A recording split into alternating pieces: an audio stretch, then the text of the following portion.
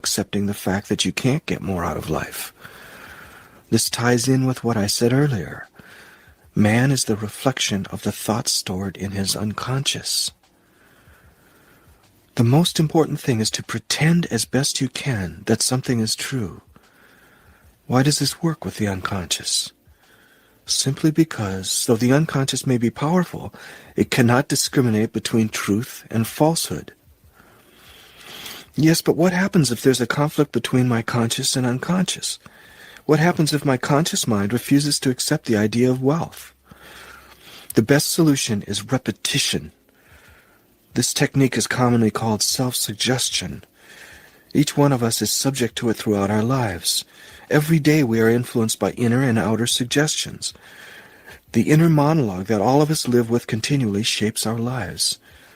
Some of us repeat to ourselves that we will never be successful because we come from a family of losers, or because we've had failures, or because we think we haven't had enough education, or don't have enough money, or skills, or intelligence, or management ability, or good luck, and on it goes. So we drift from failure to failure, not because we don't have the necessary qualities to succeed, but because that's how we unconsciously picture ourselves. Some people believe they will never attract a partner, the millionaire continued, and yet they have all kinds of attractive qualities. Potential partners run from them like the plague. The power of their self-image, which is a reflection of the unconscious, is responsible for this. It brings about the circumstances that make others avoid them. But the repetition of negative formulas, which have such a tremendous impact on our lives, can be used in a different way. And that's what we're going to do. The unconscious is a slave that can dominate us because it is immensely powerful. But it is also blind, and you have to learn how to play tricks on it. The young man didn't fully understand everything the millionaire was saying, yet he was eager to find out more. The beauty of this theory is that you don't really have to believe it to use it, the millionaire said. But to get results, you have to put it to use. They won't come magically on their own. Everything, as I've said, depends on repetition. Even if you don't believe it at first, try it, at least for a couple of days. That's long enough for you to start feeling its effects. This might seem simplistic, but let me tell you, it is the most potent secret on the face of the earth. Words have tremendous power. Remember the first words of St. John in the Bible. In the beginning was the Word. Self-suggestion plays a major role in our lives. If you remain unaware of it, it will work against you more often than not. But if you decide to use it, all its tremendous power will be at your disposal. Well, I think you've convinced me to try, said the young man. Although, to tell you the truth, I'm still a little suspicious. That's all right. Just remember to base your judgment on the results rather than on intellectual criteria. Now come with me and I'll show you what to do. Chapter 11, in which the young man and his mentor discuss figures and formulas. The millionaire sat down at the desk and invited the young man to join him. He took out some paper and a pen and wrote some figures. Your formula could look like this, he said. What he had written was, by the end of the year I will possess assets worth $31,250. I will double those assets every year for 5 years, so that by, and here he left a space, I will be a millionaire. You mustn't confuse assets and income, he told the young man. Your assets are whatever you have left over after your current bills and taxes are paid. Assets can comprise real estate investments, stocks or bonds, savings in banks or mutual funds, gold, art, jewelry, valuable collectibles, and so on. Now, if you want to be a millionaire in 6 years, which is the realistic objective I'm proposing, your formula will have to be set up on this model. If you have assets worth $31,250 by the end of the first year, you will have to double them each year, and in 6 years you will be a millionaire. Why double your assets each year? Because it's a simple operation that your subconscious can easily handle. And it's easy for you to remember. It also guarantees you constant growth. If this starting point seems too ambitious for you, then give yourself another year. Becoming a millionaire in 7 years is still pretty good. Your goal for the first year will then be to have assets of $15,625. Believe me when I tell you it's far from being beyond reach. If you're convinced that you can have a cozy nest egg worth $15,625 by the end of the first year, you will have it. Now, if that still seems overambitious, give yourself yet another year, making a total of 8. Then the goal for your first year will be $7,812.50. Along with your formula and the affirmation, "I will be a millionaire on," put in the month and year in 6, 7, or 8 years' time. You will also have to set yourself short-term objectives, landmarks to help motivate you during your journey on the road to riches, and an annual goal is essential. The most important thing, however, he told his pupil, is to write your goals down on paper. Take a pencil and fool around with figures and years. Don't be afraid, it can't do you any harm. The amounts will become more and more familiar to you as you play around with them. Millions of people want to get rich, and yet not 1 out of 100 takes the initiative to outline the route he intends to take to reach his goal. Be different. Set up your plans and charts. Work out projections until you've found the plan that suits you. It'll be your plan. Use the examples I've provided for inspiration, but then let your imagination run wild. You have to start by dreaming to get rich. Then you have to know how to quantify your dream and translate it into specific sums of money and dates. This, in fact, should be the first exercise you do. Juggle numbers. You will soon see how this little game will reveal who you really are.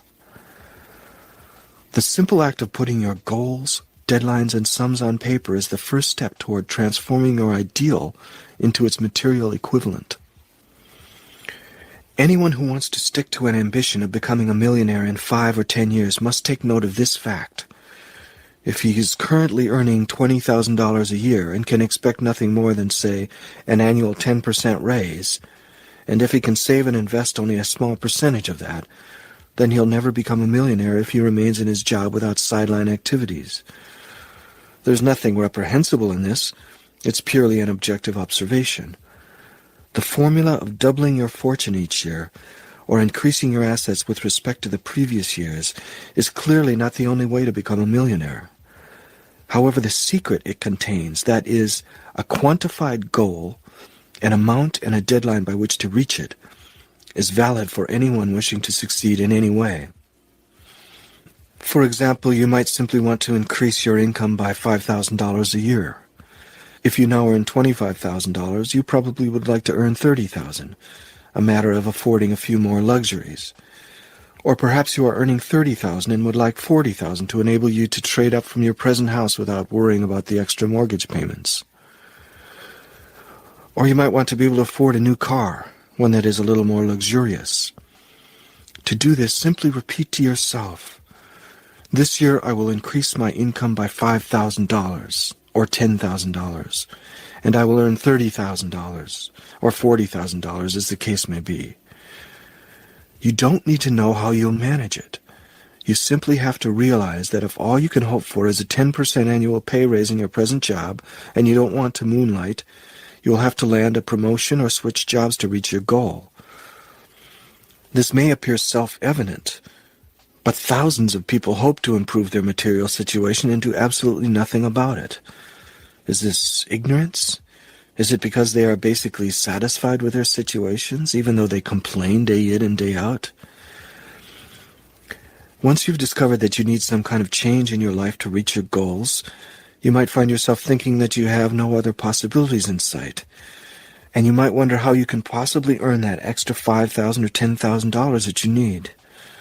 Don't worry, this isn't a serious dilemma. Just fully permeate your unconscious with your goal, duly written down stating such and such an amount and deadline. Your unconscious will do the rest. Then just stay on your toes. Since you've become aware that things won't get better on their own, when an opportunity arises, seize it without the slightest hesitation. Don't let yourself be paralyzed by fear. which prevents so many people from living out their dreams. You know that by doing nothing you won't get your raise, so you mustn't hesitate to take the steps necessary to achieve your goal. Correctly programmed, your unconscious will work wonders for you. If you've issued it the order to increase your income by $10,000, it will definitely execute it. Remind it daily, so your mission becomes its magnificent obsession. Like a remote-controlled missile, it will overcome all the obstacles on its way to hit its target. What is the target? He continued. When must the explosion take place? The target is $10,000 and the explosion date is a year from now. Such are the magical powers of the unconscious and a quantified objective. When creating your objectives, keep in mind that most people are much too cautious. They don't believe they're worth anything. A few years ago, he whispered confidentially to the young man, I was thinking of hiring a managing director for one of my companies. I worked out that I'd be ready to offer him a salary of $80,000. When the time came to discuss his salary, he told me in a rather nervous, almost imperious voice, I won't accept anything below $50,000. After a lengthy pause, I said, as if I was making a major concession, given your background, $50,000 is fine by me. If he had asked for $60,000 or $70,000, I'd have given it to him. In fact, the way the interview had gone pleased me so much I might have even bumped that amount up to $100,000. So the person I took on lost himself at least $30,000 in a matter of minutes. That's a lot of money. And he lost it simply because he didn't believe he was worth $80,000 a year. I must admit, after hearing him state his salary expectations, I hesitated for a second and considered not hiring him at all. He was in the best position to assess his own worth, and he was telling me that his managerial skills were worth only $50,000, while I was looking for someone worth $80,000. Was I making the wrong choice? The future proved I'd made the right choice by hiring him, and I saved a lot of money. His problem was that he lacked self-confidence and underestimated his worth. He gradually dealt with this problem over the years, and it cost me a bundle in salary increases, but they were worth it.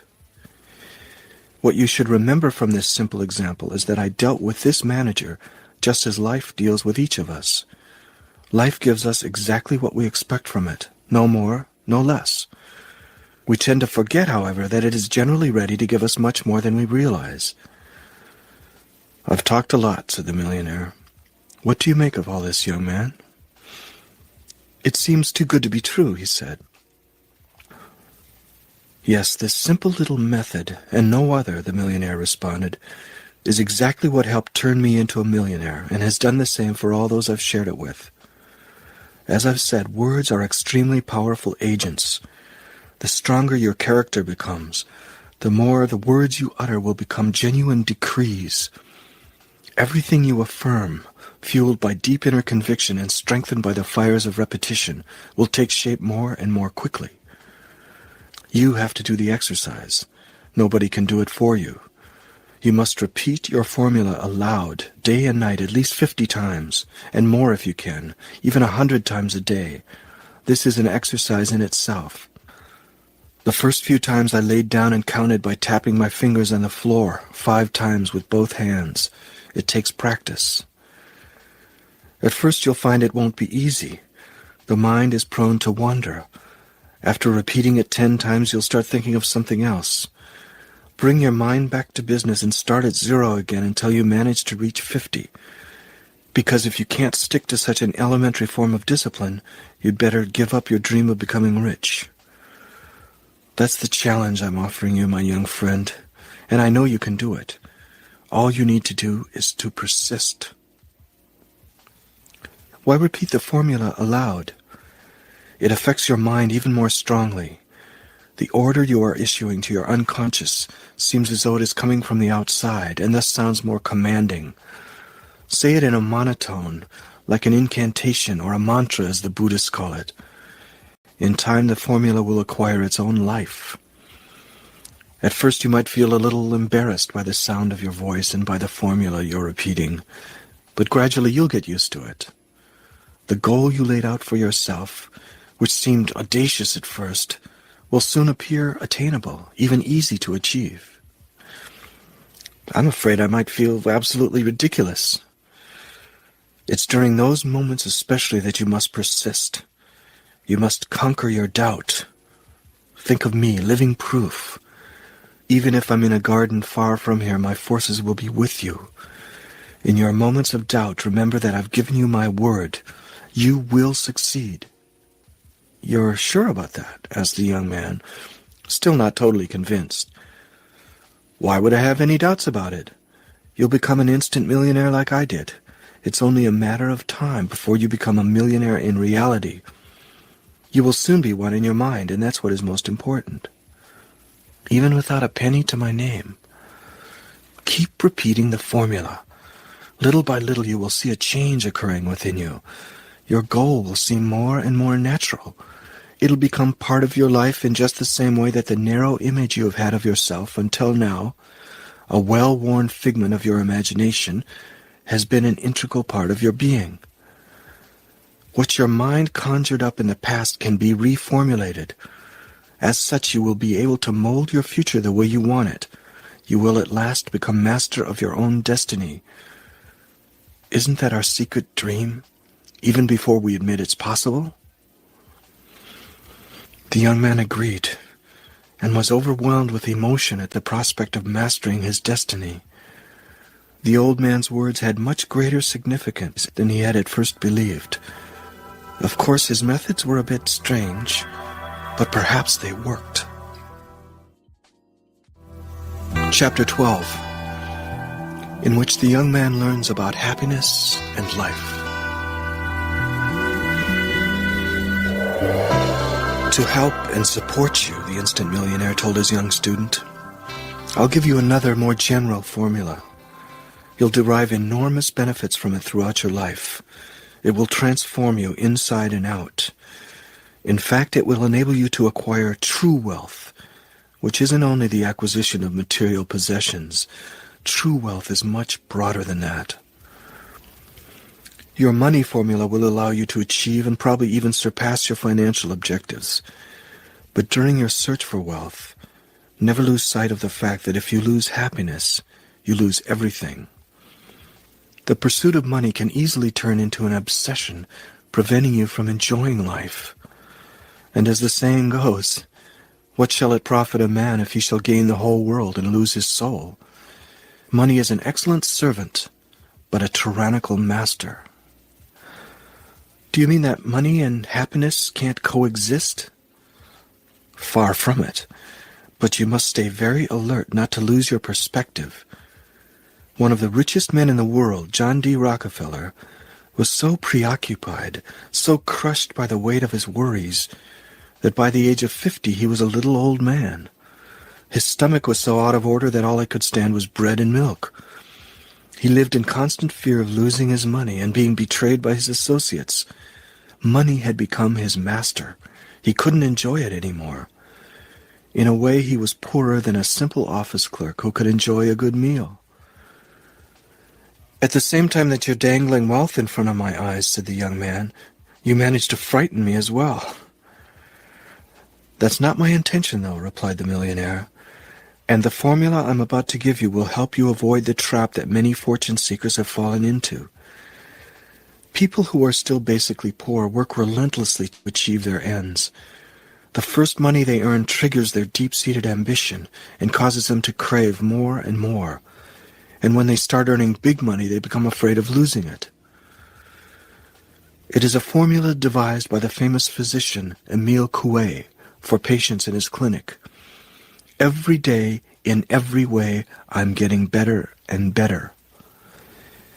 Repeat this formula aloud 50 times, morning and evening, and as many times as you can during the day.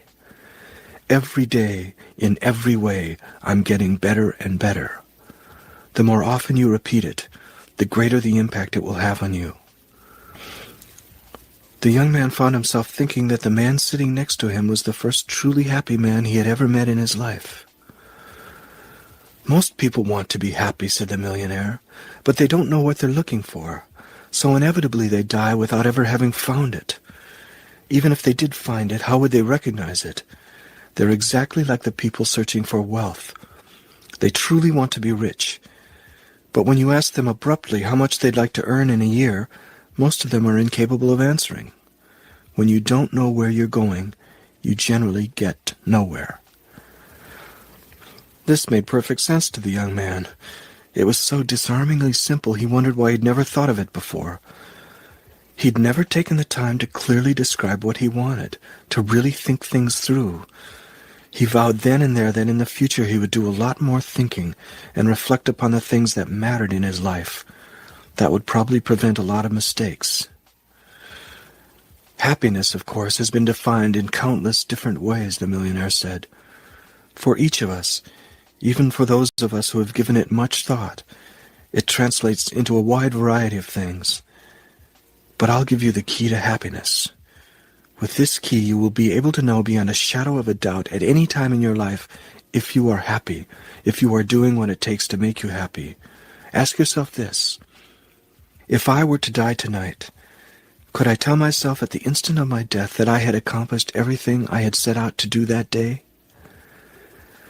When you have done exactly what your inner self feels you should do each day, you will feel free to leave the world each day. To be perfectly sure that you are doing what you should be doing, you will have to do what you love doing. People who don't do what they enjoy are not happy. They spend their time daydreaming about what they would like to be doing. And when people aren't happy, they aren't ready to die at a moment's notice. I've barely started living, and here you go talking to me about death as if it were just around the corner, the young man said. I admit this philosophy may seem morbid at first, and yet it's a philosophy of life, 100%. Those who never do what they really enjoy doing, who have given up their dreams, so to speak, belong to the living dead. To really understand what I mean, ask yourself that question and answer it with total sincerity. If you lie, you'll only be lying to yourself, and you become the loser in this game. If you knew you were going to die tomorrow, wouldn't you change your plans for today? Wouldn't you do something else with your life rather than what you've been doing up to now? I'm sure I would. You'd probably start by making the necessary arrangements. You'd make a will if you hadn't already, and say goodbye to your family and friends. But let's suppose that all of these tasks took only 1 hour. What would you do with the remaining 23? Ask that question of everybody you know. Their responses will invariably fall into 2 categories. Unhappy people who don't enjoy their lives will tell you that they do something totally different. Why on earth would they continue doing something they hated if they had only 24 hours left to live? Those in the second category, and unfortunately they're the minority, would do exactly what they normally do every day of their lives. Why would they change anything? Their work is their passion. Isn't it quite understandable they would do it until their time was up?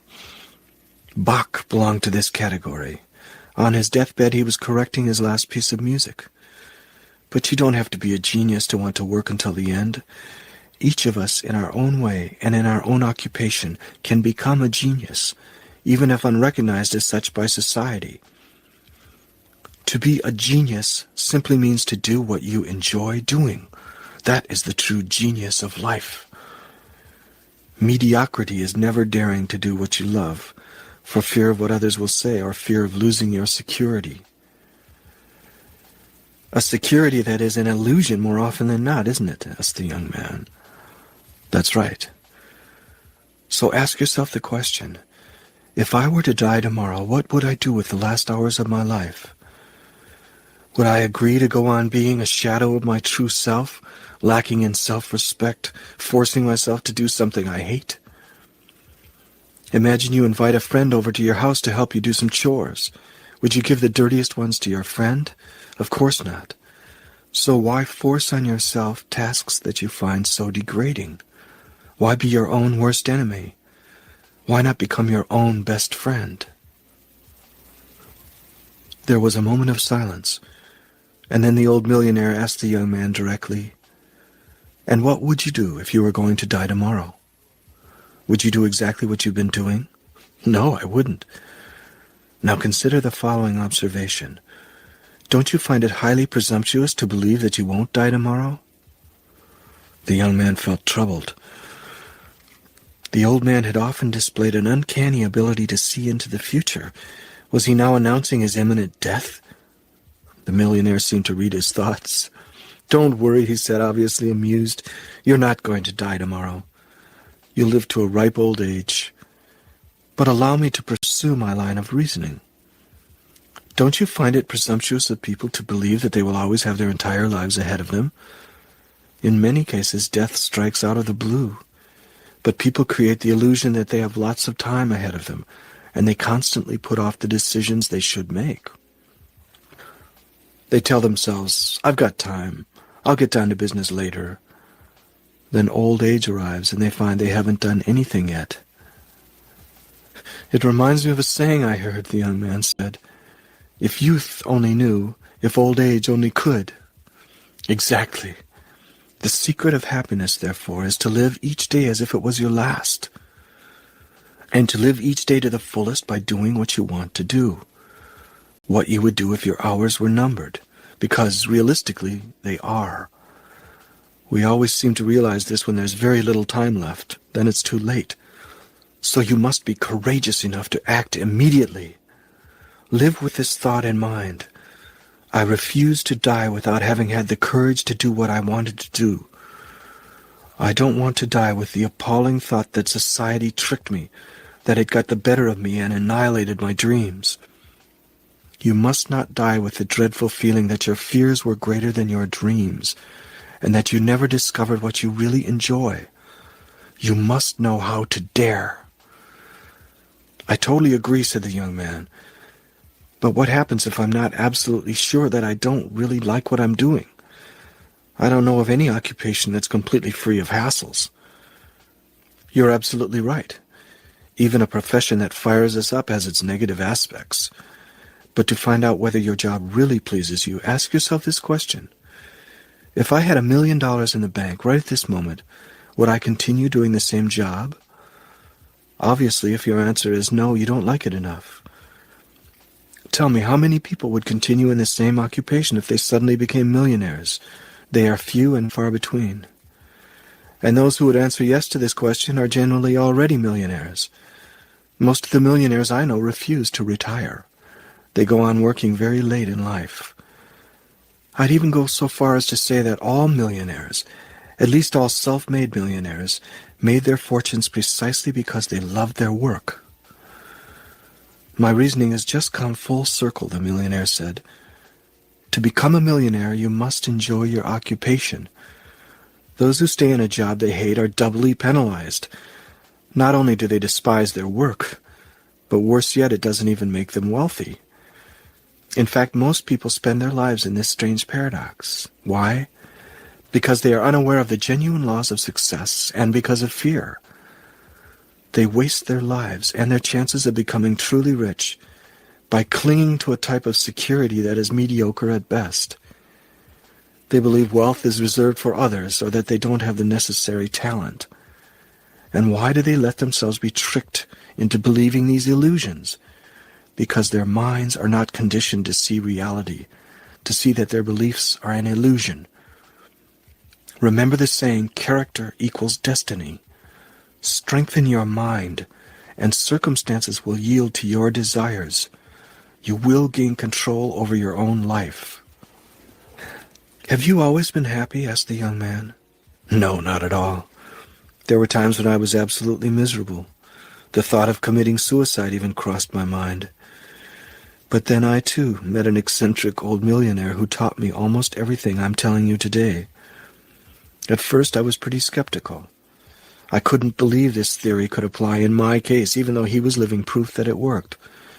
But since I had tried all sorts of things and was still unsuccessful, and since I had nothing to lose, I was willing to give it a try. I was 30, and I felt I was wasting my life. It seemed as if things were slipping through my fingers. I'm sure that today you don't regret having taken that advice.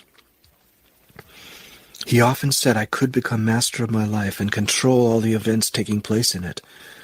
But I never believed him. It seemed like science fiction. Then one day, after hearing him repeat the same song over and over, I told myself that maybe he was right. Maybe life was not what I'd always thought it was, a series of more or less unpredictable and uncontrollable events in which love. Maybe it was possible that we could control our destinies if we mastered our minds. Soon I was beginning to think like that. In other words, a revolution was taking place in my mind. It happened only after I'd spent quite some time repeating to myself, every day, in every way, I'm getting better and better. Every day, in every way, I'm getting better and better. My mentor also taught me another formula which, in my opinion, is even more powerful, at least as far as my own experience goes, and I highly recommend it to you. It's slightly religious in nature, which puts some people off, but that's a pity, since it has an invaluable effect on the mind. Repeating this formula has calmed me down when I felt anxious or nervous, and has brought me answers when I seriously needed them. Tranquility is the greatest manifestation of power. The formula is this: be still and know that I am God. Repeat it every day as often as you can. Be still and know that I am God. It will bring you that feeling of serenity, so necessary for getting through life's upheavals. When my mentor decided to reveal it to me, he said that of all the secrets in the world, this one was the most precious. It was his spiritual legacy to me, as it is mine to you. By repeating this formula, which seems strange to me at first, I developed a new inner power. This power, which never ceased growing over the years, kept reminding me of something the old millionaire had repeated to me over and over again. I could do anything. Nothing would be impossible for me as soon as I became master of my destiny. So, little by little, I convinced myself that I could steer my life exactly where I wanted it to go. I've continued applying the formula, and I want you to do the same thing.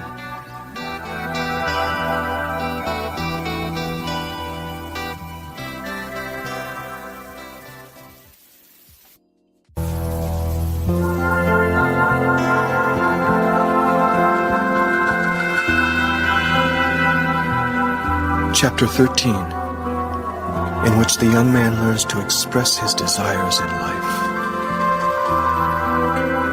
You have already taken the first step, explained the millionaire, writing the formula and the quantified objective, an amount and a deadline. Now for the second step. Take a sheet of paper and write down everything you want out of life.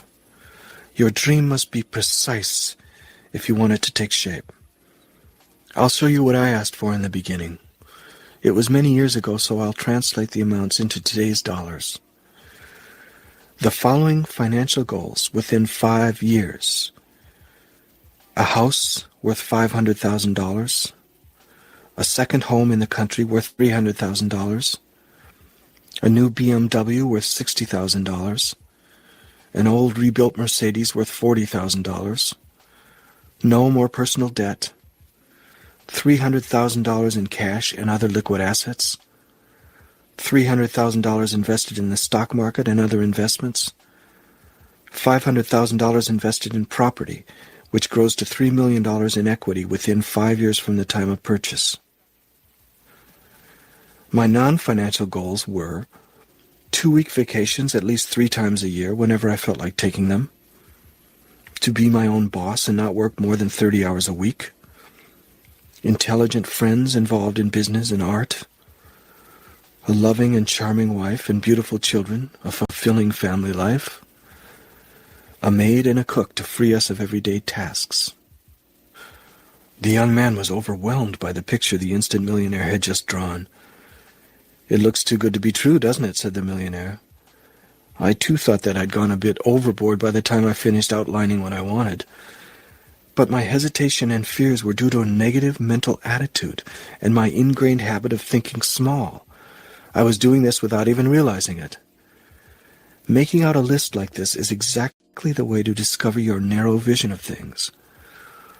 Those who consider this kind of life plan unachievable simply think small. Everything being relative under the sun, this ambition is hardly exorbitant. Most wealthy people would be exceedingly unhappy if they had to make do with the paltry conditions I have just sketched out. Many of them live in houses worth millions, employ dozens of servants, and own ranches, private planes, tropical islands, racehorses, and so on. Many of them don't even think they're rich. In any case, not that rich, since they always have friends or business associates with more money than they have.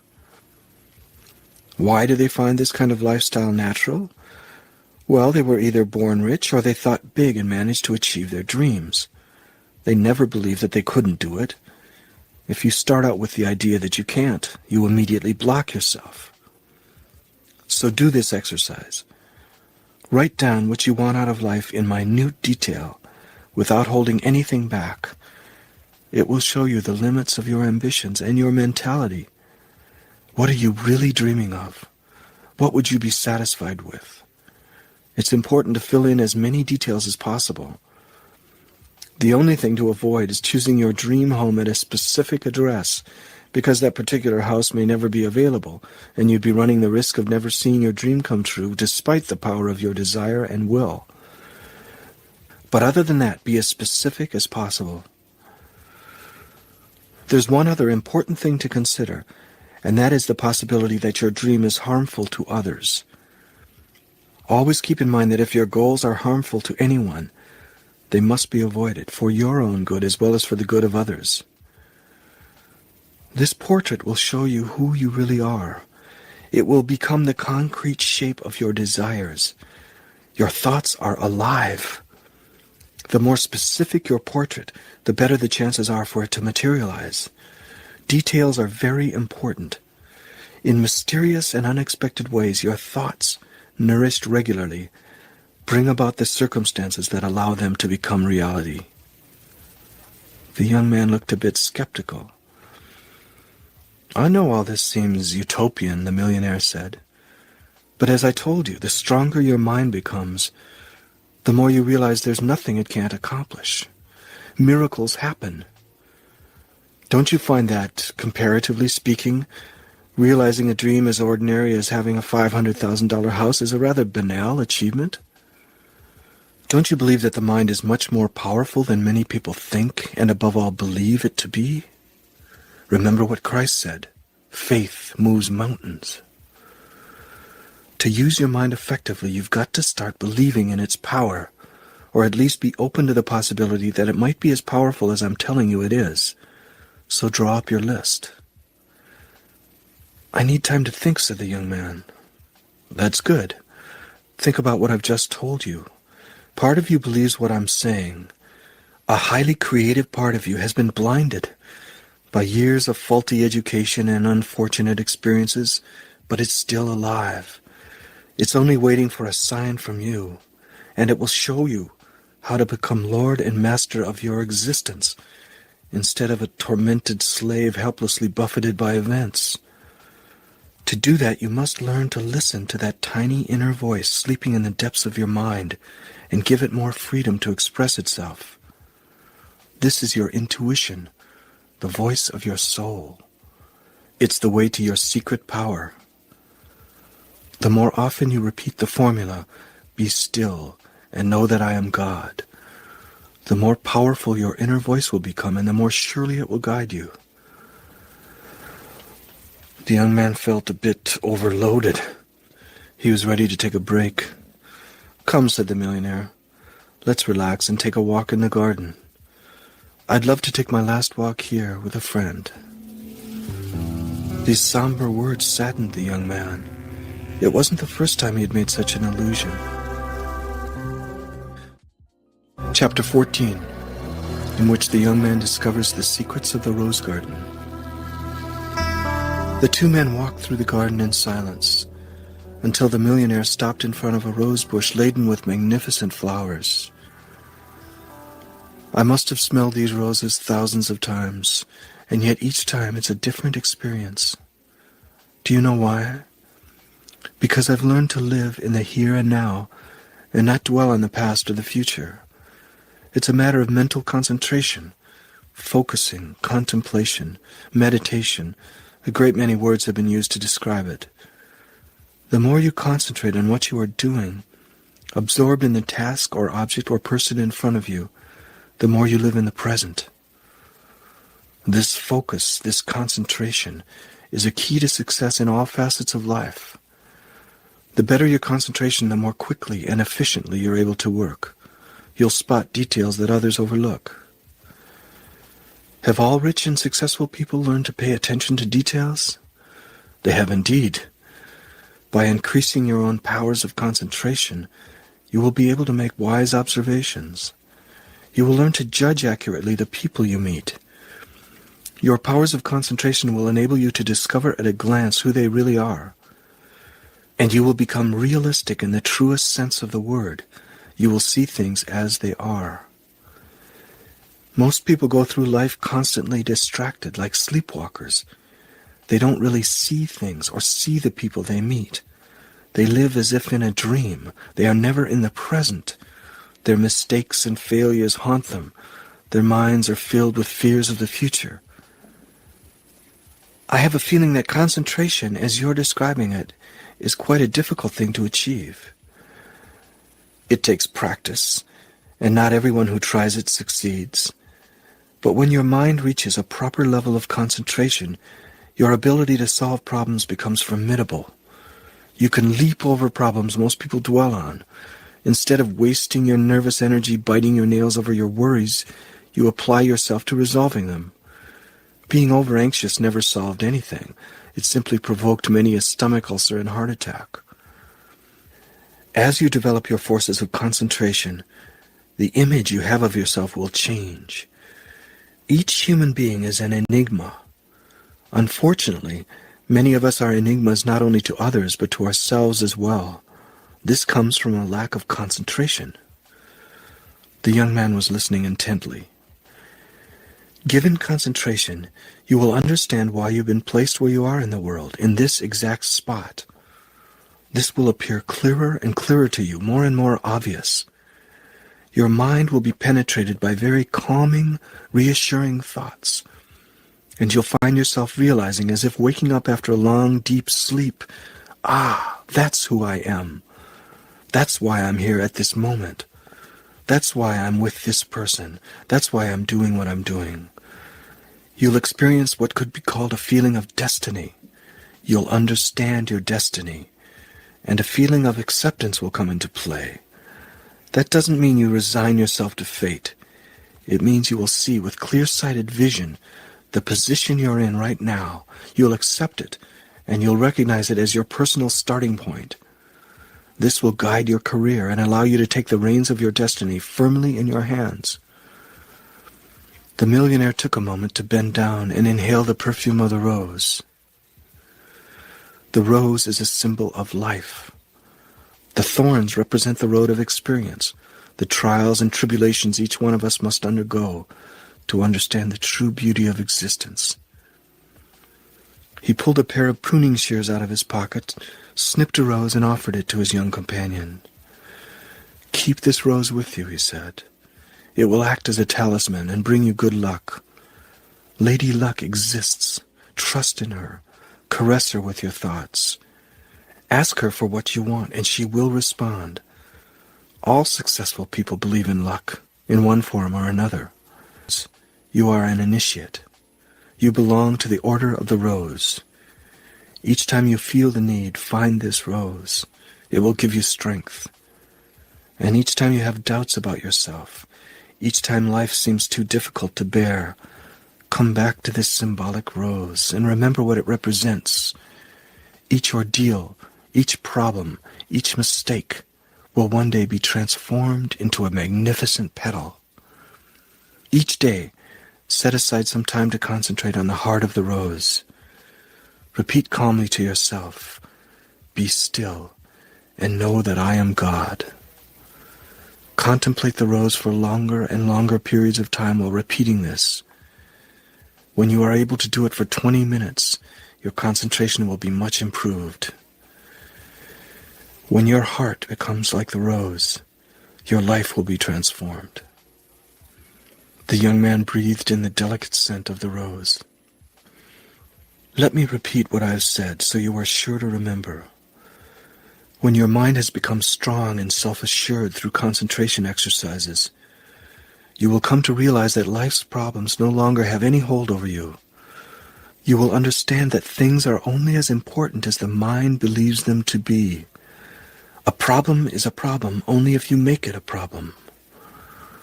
The stronger your mind is, the more insignificant your problems appear. This is the source of inner peace, so concentrate. This is one of the greatest keys to success. All of life is an exercise in strengthening the mind. The soul is immortal. We pass from life to life, and the mind slowly discovers itself and develops. This apprenticeship is generally a long one, and people who have no more than modest success in reaching their goals have yet to achieve high levels of concentration. Perhaps not all successful people have made it a point to practice specific concentration exercises, but over the course of many lives on earth they have achieved a level of concentration that allowed them to succeed more easily than others. When your mind reaches its highest level of concentration, you will enter that extraordinary state where dreams and reality coincide. The millionaire and the young man began walking back to the house. The sky became dark and cloudy, casting shadows over the mansion. When they entered the dining room, the old man lit a candelabra. Then he went to the window, pulled the curtain back, and glanced up toward the sky. Always remember that at a certain height there are no clouds. If there are clouds in your life, it's because your soul hasn't soared high enough. Many people make the mistake of fighting against their problems. What you must do is raise yourself above those problems once and for all. The heart of the rose will lead you above the clouds, where the sky is forever clear. Don't waste your time chasing the clouds. They will unceasingly reappear. The millionaire and the young man sat down at the dinner table. The butler arrived bringing bread and wine. I've been wondering about something for quite a while, said the young man. I do think everything you've been saying is true, and I now believe that if I apply the formulas you've given me, I can become a millionaire quickly and even attain peace of mind. But I still wonder about the field in which I'll be able to make a fortune. His concern apparently amused the millionaire. You must put your trust in life and in the power of your mind, he said. Don't worry. First set your goal, then ask your deep unconscious to steer you toward the path that will lead to riches. Start by asking, then wait. The answer won't be long in coming. The young man was disappointed. He wanted something a little more specific. The millionaire winced in sympathy and quickly added, You must find work that is satisfying to your heart. Think about it. All the elements of the occupation that will please you are already within you. You simply don't recognize them because you aren't yet in tune with your true nature. As you continue to concentrate, to meditate more and more, you will connect with your true essence, and every answer you need will be revealed to you. And best of all, you will discover what most people desperately seek all their lives and never find, the mysterious purpose of your existence on earth. And you will understand it not only with your head, but with your heart as well. You have everything to gain from concentrating on the heart of the rose. There you will find the be-all and end-all of your existence. In time you will recognize this. He stopped for a moment and took a tiny sip of wine, delicately savoring it. His eyes were closed in a kind of religious reverence. I know I would like to start a business of some kind, said the young man. But where would I get the money to start? I haven't got a dime. How much would you need? I don't know. At least $25,000. That's how much you needed to start. You should be able to find it. Look around a little. What possibilities can you think of? I can't think of any. I don't know of any bank that would give me a loan. I have no collateral. I have very little left over from my salary at the end of the month. And I don't own anything except my car, which isn't worth anything. Can't you at least think of something to try? Somewhere to begin? Not really. That's a mistake you should never repeat. Don't be like so many people who give up before they even try. That's the best way of never doing anything and never succeeding at anything. And don't fall into the same trap as those who take action but are inwardly convinced they won't succeed. Bring your thoughts and actions into harmony. Be in harmony with yourself. I'm willing, all right, but I just don't see any possibilities. You must start out firmly convinced that the solution exists, the ideal solution to your problem. The power of your mind and the magic of your objective will invariably attract the solution to you in ways you don't even suspect exist. Be inwardly convinced that you will succeed, and you will. Don't leave room for doubt. Banish it with all the strength your mind can muster. Doubt and optimism are in constant conflict. Struggle staunchly against doubt. For doubt, like all thoughts, tends to materialize in your life. If you are firmly convinced that you will get your loan, you will. In your present circumstances, what would you do to reach your goal? That is, to get a loan. I don't really know. If you had only a short time, let's say an hour, to get $25,000 to set up your own business, what would you do? I have no idea. Standing before you is a millionaire who has just encouraged you, giving you the secrets of his success, and you don't know what to do. Not one thing comes to mind to get this money. It suddenly dawned on the young man. Perhaps all he needed to do was ask the millionaire for the money. He hesitated a moment, then took a deep breath. Would you lend me the $25,000 I need? There you go. Now, wasn't that easy? All you had to do was ask. People seldom dare to ask. You must dare to make a request. The millionaire pulled out the $25,000 he kept as pocket money. He cast a nostalgic glance at the thick pile of cash and then handed it over to the young man, who accepted it, tremulous with emotion. He had never held such a vast sum of money in his life. There's absolutely no reason why acquiring money in the future should be any more difficult for you than it has been for me, said the old man. Fortunate that it's so commonly believed that money is hard to come by, and that you have to work hard to get it. In fact, the value of work is to strengthen the fiber of your mind. When you have earned a lot of money, and I assure you it won't be long in coming if you apply the secrets I've taught you, you will realize that what counts is your mental attitude, the power of your desire, and being able to channel that power by means of a specific monetary objective. Don't forget that outside circumstances always end up reflecting the state of your mind and the nature of your innermost convictions. The young man was so overcome with joy at having $25,000 in his hand that he wasn't fully listening to the millionaire's words of advice. Remember, young man, when you need money, if you are positive you can get it quickly and easily, you will. And as soon as doubt begins to invade your mind, think back to the $25,000 you've just obtained. All you need to do is ask. If you are convinced that you will get what you ask for at the very moment you ask, if you act as if it is already yours, you will get it. When you do have doubts, apply some self-suggestion. Turn your words into commands. When your mind has become powerful enough, each suggestion will become a royal decree. Your words and reality will become one. And the time it takes for your commands to materialize will become briefer and briefer, and finally instantaneous. And you must never forget to consider the good of others at all times, so that the power of your words doesn't turn against you. He paused again. This money, he went on, pointing to the thick wad of bills. Well, I'm not lending it to you. He hesitated a second and seemed amused by the young man's startled reaction. I'm not lending it to you. I'm giving it to you. By doing so, everything will have come full circle.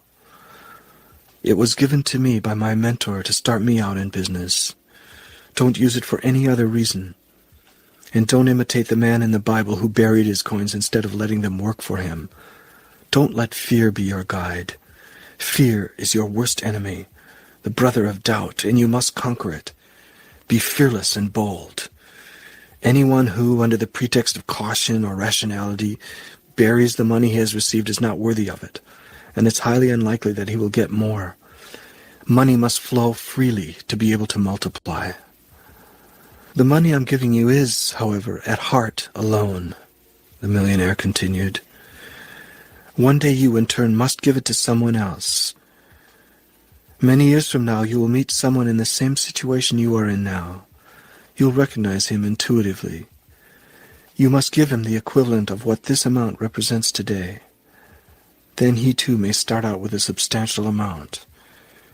Make sure that by then it represents an insignificant amount to you, pocket money and no more. The young man was filled with gratitude. He agreed to the terms and thanked the old man warmly. There's one more thing you must know. As he said this, it began to pour. The millionaire watched the rain with a somber expression.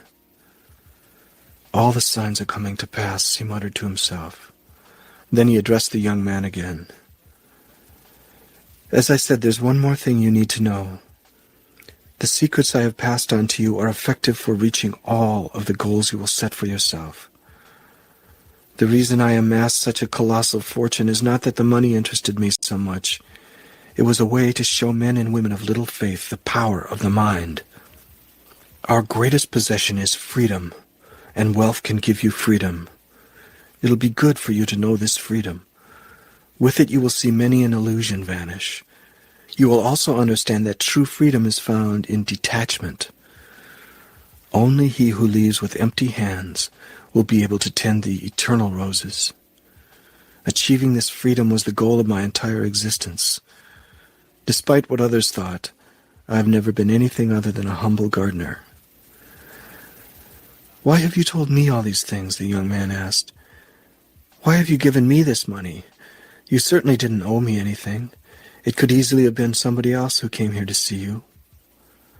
But that's just it. No one else came. Your desire led you to me. This is what happens in life.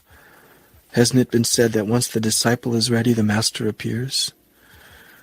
The millionaire smiled. His somber and distant expression disappeared. He looked at the young man affectionately. The soul is eternal, and each soul travels from one life to another surrounded by companions, each helping another to fulfill his destiny. The encounters we have during our lifetime are never the result of coincidence. The millionaire approached him regally. His face almost seemed to glow with a light of its own. He lightly touched the young man on the forehead with his right index finger and said, "Discover who you really are. The truth will forever set you free." Outside, the storm subsided as quickly as it had begun, and the sun burst forth brightly again. The old man picked up the candelabra and carried it away without saying another word. The young man found himself alone, his head teeming with thoughts, holding the money the millionaire had given him. Chapter 15, in which the young man and the old man embark on different journeys. The young man was not alone for long. The butler appeared holding an envelope. He handed it to the young man and said, "My master entrusted me with the task of giving this to you. He said you should read it in the privacy of your room. You can spend another day here, then you must go. These are my master's wishes." The young man thanked him and went immediately to his room. This time, however, he took the precaution of leaving the door slightly open. The envelope was sealed with red wax in the shape of a rose. The young man sat on the edge of the bed and carefully broke open the seal. A delicate scent of roses wafted from it. He pulled out the instant millionaire's will. This extraordinary testament was handwritten in ample, majestic letters that seemed to breathe as if imbued with their own life. A beautifully handwritten letter accompanied it, written in black ink. These are my last requests, he read. I am leaving you all the books in my library. Some people believe that books are utterly worthless. They believe that they themselves are reinventing the world. And since they have not benefited from the knowledge found in books, they unfortunately repeat the mistakes made by their forefathers. In this way, they waste a lot of time and a lot of money. On the other hand, don't fall into the trap of trusting implicitly in what books contain, letting those who came before you do your thinking for you. Retain only that which outlasts the passage of time. Since our first encounter, I have tried to convey to you the pearls of wisdom I have been able to glean during my long life. In this document, you will find a few thoughts that represent my spiritual legacy. I would like you to do your best to communicate them to as many people as you can. Tell people about our encounter and the secrets you have learned. Before doing so, however, you must try them out. A method that has not been tested and proven is completely worthless. Within 6 years, you will be a millionaire. At that time, you will be free to undertake the steps necessary to share this legacy with people. Now I must leave you. My roses are waiting. The young man was choked with emotion and sat for a moment in silence. He wanted to thank the millionaire for having given him such precious gifts. He went quickly back to the dining room but found no one. He called out to the butler, but there was no answer. He ran out to the garden and spotted the millionaire, lying in the middle of a path at the foot of a rose bush. How eccentric, thought the young man, sleeping in the middle of a garden. But the nearer he drew, the more troubled he became. The old man's hands were folded upon his chest, and he held a single rose. His face was perfectly serene. Had he known the exact moment he was going to die? Had he chosen the moment of his departure and simply willed himself to die? It was the one secret the millionaire had taken with him. The young man sensed it was time for him, too, to leave.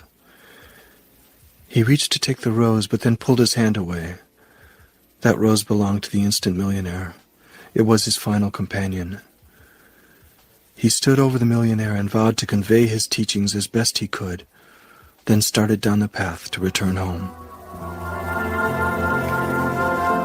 When the millionaire's library was delivered to his apartment, it was so immense it left little room for the rest of his things. He was confronted with a dilemma: either move elsewhere or get rid of some of the books. He chose to move, and he did it with a light heart. Epilogue. Just as the millionaire had predicted, the young man made his first million before his 6-year deadline was up, and he kept his promise. He took a month off and wrote about his encounter with the instant millionaire and the life-giving philosophy he had passed on to him.